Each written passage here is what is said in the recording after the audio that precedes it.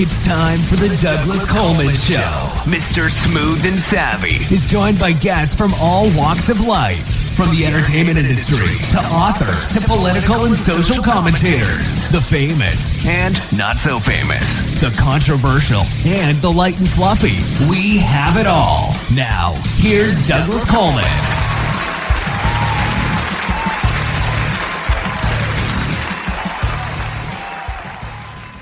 Okay, please welcome to the Douglas Coleman Show, Lisa Thompson. Hi, Lisa. How are you? Hi, Douglas. I'm great. How are you? Doing fine. Thank you. Thank you for coming on the show. I appreciate it. Of course. Your bio is pretty interesting. It's real interesting. And your story is fantastic. I kind of wanted to work a little bit in reverse and just find out what you're doing now. I know you have a book called Finding Elevation. Is the book out yet? It says forthcoming on your bio, so I don't know when it's coming out. Yeah, it'll be published on January 10th of 2023. So okay. All next right. winter. Okay, great. So the book is basically your story, right? Yeah, the book is, at its heart, it's really a climbing memoir. So it will appeal to readers who are interested in mountains and in climbing or in mountaineering. But it's also a really deep and personal exploration into human motivation and risk-taking. And it's, woven in there are anecdotes from my life. And I know we'll get to these details, but from fighting cancer and from learning to use my voice and building my resilience, both in life and in the mountains. So are you also doing some kind of, you're doing like consulting work or something now? So, yeah, now I coach mountaineers. A coach, I okay.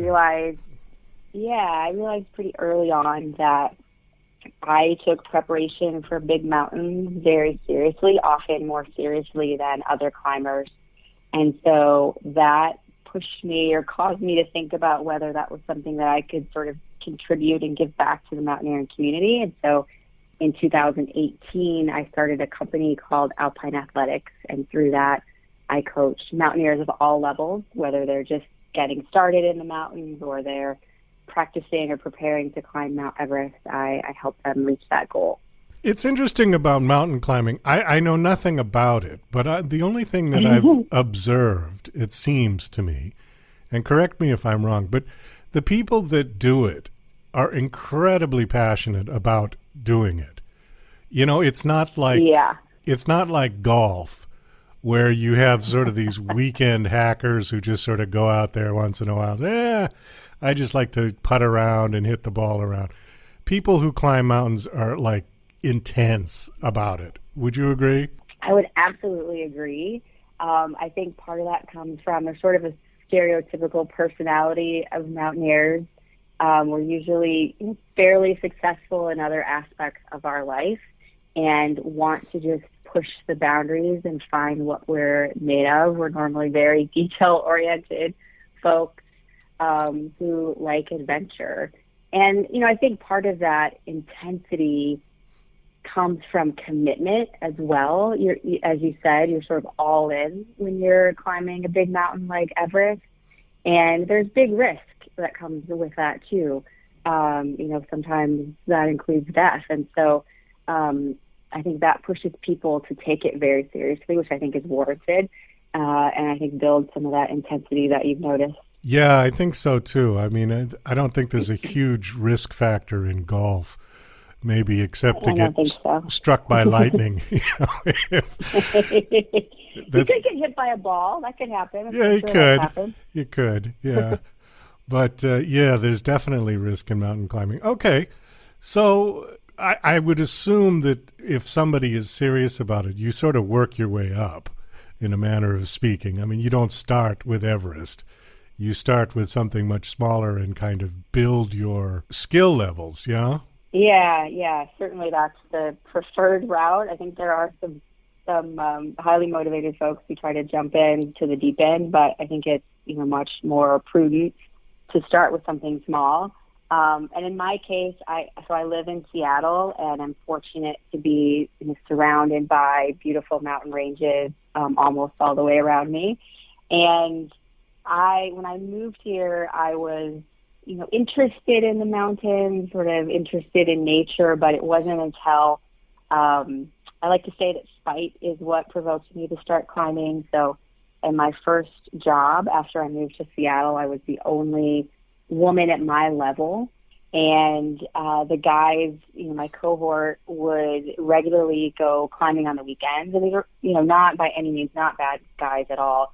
It just didn't occur to them to ask the only girl in the office to join. And I, at that point in my life, didn't have enough courage, hadn't found my voice yet, and wasn't comfortable doing what would have been the logical thing, which would be to just say, hey, climbing, that sounds really cool. Can I join you? So instead I got frustrated by the situation. And, in hindsight, it wasn't that I, in that moment, was really interested in climbing. I was curious about it, but I didn't have this huge push or drive to start climbing. But what I was looking for was, I wanted to be seen as equal with my cohorts in the office, with those men.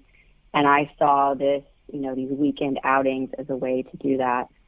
So as I said, I just started climbing on my own and climbed Mount Rainier, which is in Washington State, the highest peak in our state. And after that, I was hooked. That's interesting. So was that the first sort of major mountain that you climbed? Yeah, it was the first big mountain for me. And it is for a lot of people too. It's a very, it's challenging, but it's approachable. And every year, thousands of aspiring mountaineers, you get a taste of mountaineering on Mount Rainier. I was not successful in my first attempt up that mountain. The weather changed for the worse at about 11,000 feet. And so along with my team, I turned around. And I knew in that moment, though I was happy to turn around because I felt like I was in over my head, I just knew that I had more to do on that mountain. And so I came back the next year, and this is all with a local guide company. So, had a lot of support and was in a learning environment.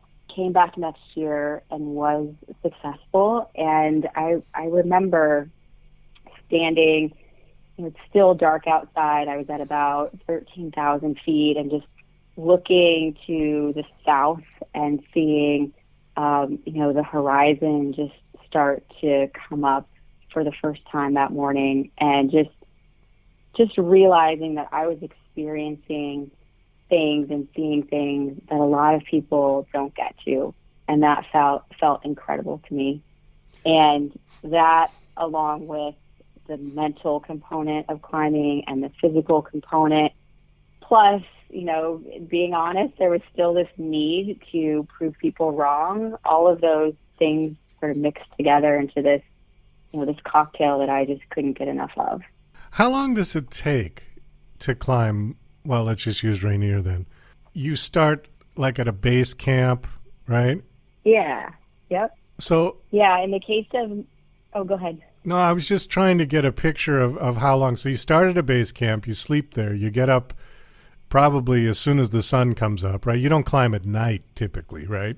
Actually, you do you climb do? At night more typically. Oh, okay. Yeah. Oh, I didn't know that. Okay. Yep. Yeah, that's because often the snow or the ice will be more stable because it's colder. How do you see? You have big lights on your head and... So, yeah, great question. So you wear just a headlamp.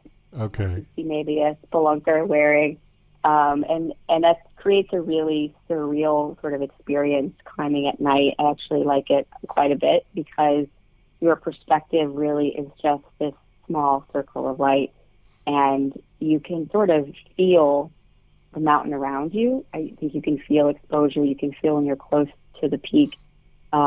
But all you can really see is what's illuminated by that headlamp. Wow, that would be scary, I think. I did scuba diving at night, and that was, although it was really cool, it was a little bit scary because you only just saw that one little spot in front of you, and it was just black all the way around. Yeah, and you didn't know what was coming out. Very similar experience. I've never gone scuba diving at night, but it sounds very similar. So back to my original question. So you get up to a certain point. You can't do the whole mountain in one shot, right? Don't you have to sleep periodically on the way up? So most people will on Mount Rainier. Most people will. That mountain, it is possible to climb in a single push, just because of its size. So on Mount Rainier, you can drive to about 5,000 feet. You drive from sea level to Paradise, there's a beautiful visitor center there, and it's highly recommended as a place to check out and see the mountain. And then from there, if you aspire to go higher, you really just start hiking, and you hike to about 10,000 feet. And as you get closer to that elevation, you'll be on the snow. And then beyond there is really where the fun starts and where you're climbing. And so the next 4,000 feet are more traditional. Your rope, there's crevasses, there's some, rock fall hazards, and you're climbing. This is all on the disappointment cleaver route on Rainier, which is the most commonly climbed. And so most people will do that in a couple of days. There are, aspiring folks who will do it in less than that, but for most people, it's 2 or 3. So there are places that you can sleep. I mean, I've seen some movies and things where people actually were hanging in this sort of pod. Yes. Yeah. So that's a different type of climbing. That's big wall climbing, where you may strap a portaledge to the rock, and that becomes your home, and it's mobile. You pack it up and haul it with you up the mountain. Something I've never done, but looks just incredible and very intense. Well, it's like sleeping in a hammock, except, the drop is not 4 feet to the ground. It's, it could be thousands of feet. Gets your attention, for sure. It certainly does. Yeah, I always thought, God, I would never want to do that. That would be too scary. You just roll over in the wrong direction. Well, I think you're kind of strapped into that, but... you're anchored. You're anchored, yeah. Pretty amazing. All right, so it says on your bio that you are the second American woman to summit K2. Well, congratulations for that. Thank you. When did you climb K2? I summited K2 in 2018. Oh, okay, not that long ago. Now, how long does it take to... That one is, I would assume, a lot more challenging than Mount Rainier, right? Yeah, it's a few steps up in intensity and challenge, for sure. So those mountains, big peaks like that, so K2 is the second highest mountain in the world, and it's in Pakistan. It straddles the border between Pakistan and China. And, in comparison to a mountain like Everest, which is in Nepal, and of course is the highest mountain in the world, all of those mountains are climbed by most people doing what are called rotations. And those rotations are necessary because they force your body, they force the psychological or physiological process in your body that creates more red blood cells. And those red blood cells are what's needed to survive at elevations as high as 29,000 feet, even if you're breathing supplemental oxygen. So the way that big climbs like that work are that you'll start from sort of the lowest village or the highest village that you can drive or helicopter to, and then you'll walk for sometimes a week. The trek into K2 base camp is about 40 miles. So you'll walk, and that part of the trip is really enjoyable. You're walking through small villages, and you're seeing pristine peaks, and often you're on the edge of a glacier. So that's sort of the enjoyable part. And then you get to base camp, and in the case of K2, that's at about 17,000 feet. And from there, you don't just start climbing. This is where the rotations come in. So you will, get to base camp and rest for a day or two, and then you'll begin to ascend 1,000 or 2,000 feet a day, and maybe spend the night at that higher elevation, and then return down to base camp to rest and recover for a few days. And then after that recovery period, you will start climbing again. You'll go to Camp 1, and then this time you'll go on to Camp 2 and spend the night, maybe 2 nights, and then descend again all the way to base camp to rest and recover. And you repeat those rotations or that process until your body starts to acclimatize, and you eventually will go as high as, it's usually the camp just below the summit, which is often, camp 4 or 5, before you push all the way to the summit. So, that process is, surprises a lot of people. I think a lot of people think you just sort of start walking and start climbing and go all the way to the summit, but it's really a process that requires a whole lot of patience. There's actually a lot of downtime when you're climbing big mountains like that, a lot of time at base camp to, read, contemplate, play cards, whatever it is to pass the time. But most people who climb, big mountains like that, it takes about 6 weeks or 2 months to complete all those rotations and summit and then return safely to base camp. Wow. Okay. Yeah, that does surprise me too. I had no idea that you were going up and down and up and down and up and down. Yeah. Yeah.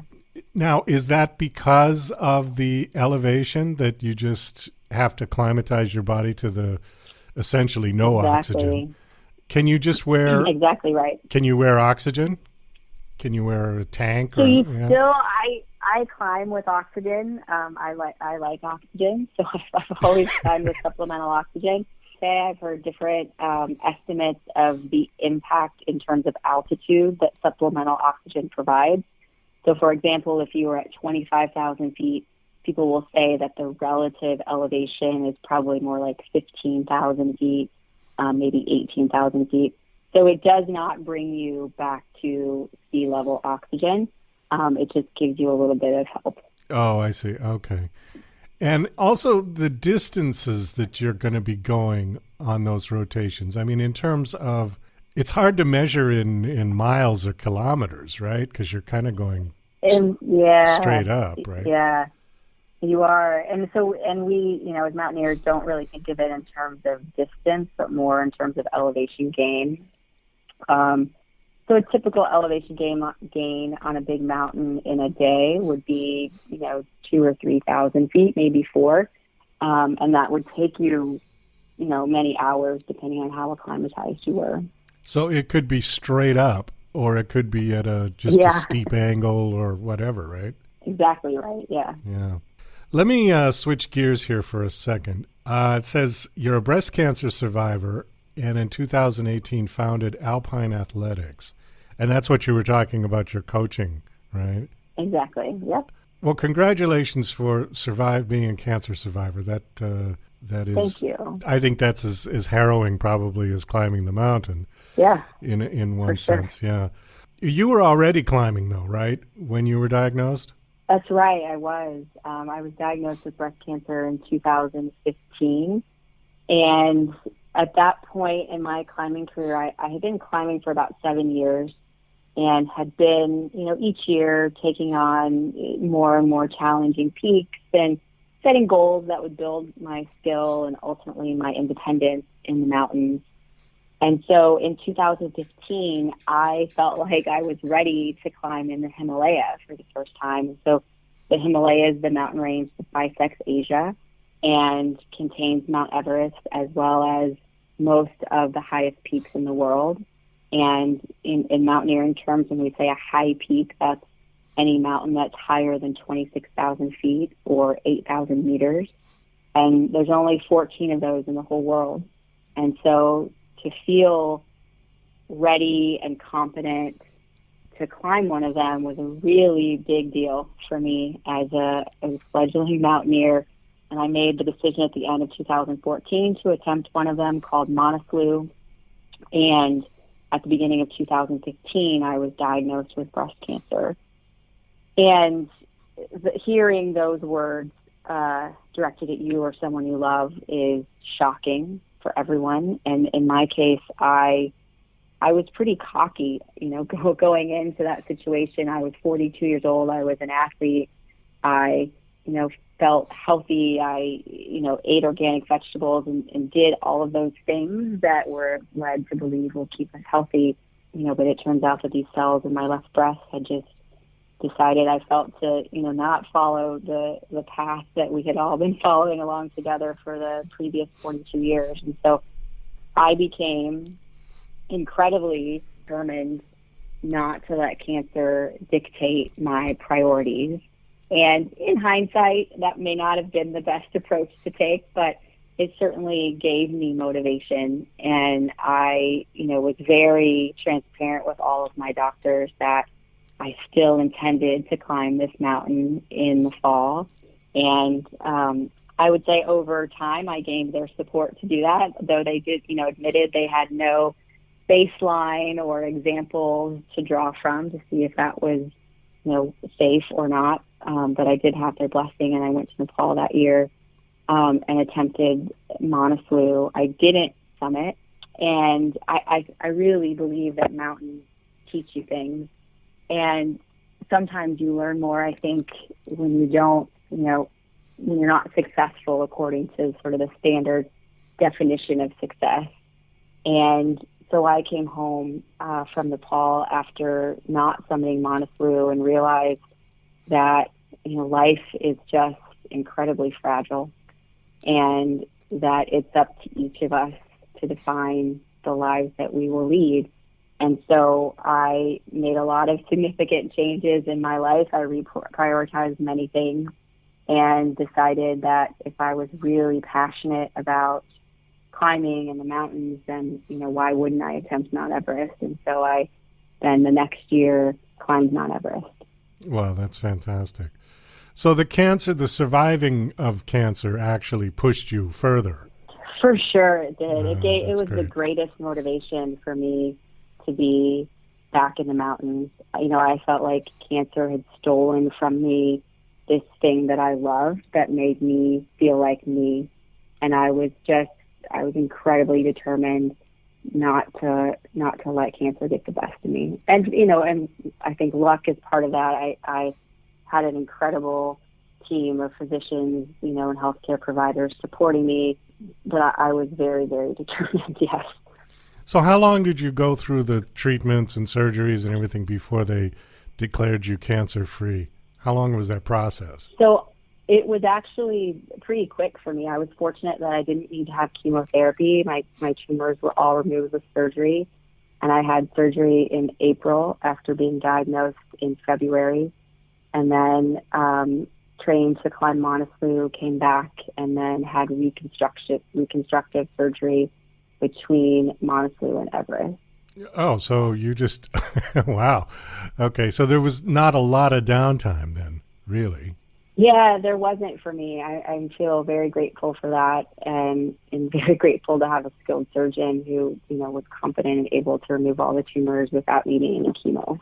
Oh, that's great. So you didn't have to do any kind of chemo or any sort of... I was just speaking with a cancer researcher at Johns Hopkins, a doctor, and she was telling me that there is some really good immuno, and I'm going to screw it up, the name of it, but it's something that was more recently developed, and it sort of paralleled research with HIV, and they're finding that some of the treatments are actually working. They actually have good results with certain types of cancers.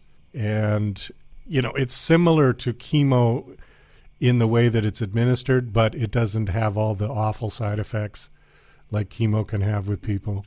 That's fantastic to hear. Very encouraging. Part of me, I'm grateful to cancer. I wasn't in the moment, but now I am, because it taught me a lot of things. And one of the things that I aspire to do now is to give back to women who have breast cancer or gynecological cancers. And it's just heartbreaking sometimes to sit with them and see the things that they're going through and the impact it's having on their lives. And you wonder, why medicine can't be better. Well, it's true. And even with cancer, I mean, she was saying that as advanced as the treatments are getting, there's never going to be a one-size-fits-all cure, because cancer is so varied. There's so many different types, and even amongst certain types of cancers, there's subgenres and you know what I mean?